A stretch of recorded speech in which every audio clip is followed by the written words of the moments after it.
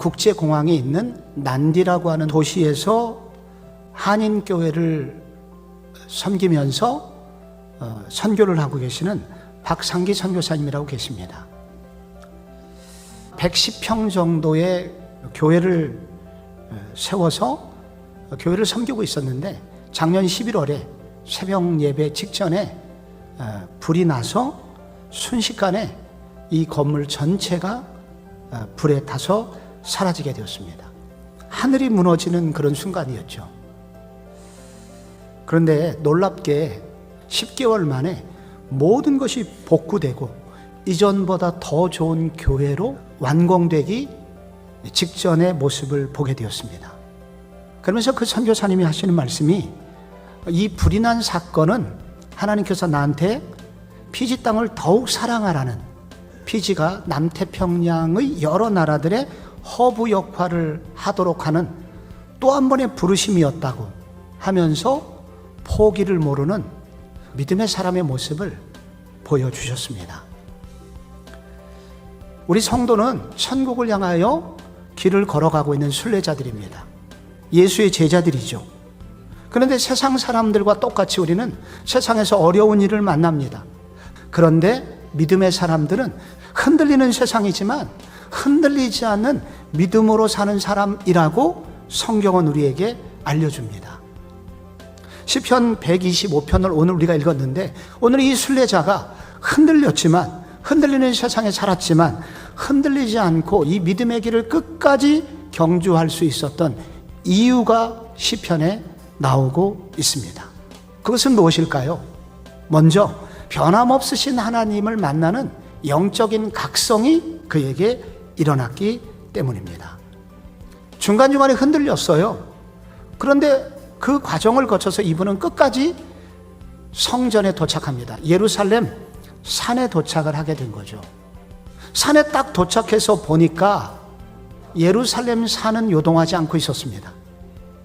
그리고 뒤에 끝도 없이 예루살렘을 보호하고 있는 산맥을 보게 된 것입니다. 그러면서 순간 안정감을 느낍니다. 그런데 그게 끝이 아닙니다. 더 중요한 깨달음이 있습니다. 산맥처럼 자신을 지키고 있는 하나님을 예루살렘 성에서 만나게 된 것입니다.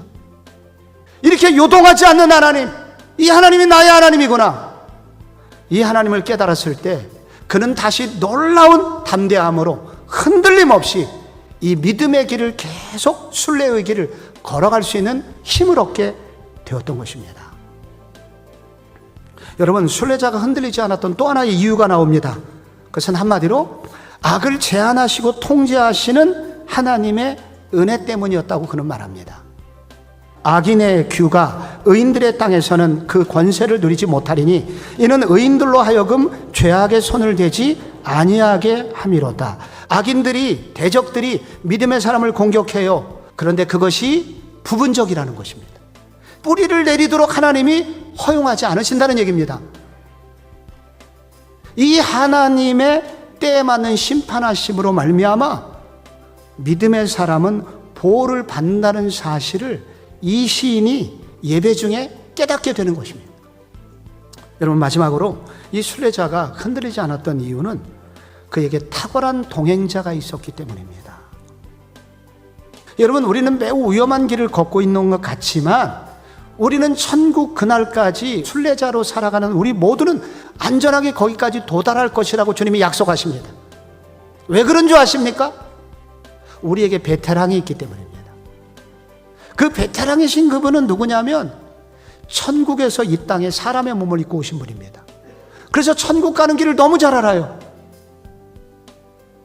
그리고 우리가 걸어갈 때 감당하기 어려운 이 죄의 무거운 짐을 그분이 또 십자가에서 다 해결해 주셨고, 내가 세상 끝날까지 너희와 함께 있을 거야 약속하시면서 우리가 끝까지 그 길을 갈 수 있도록 옆에서 도와주세요.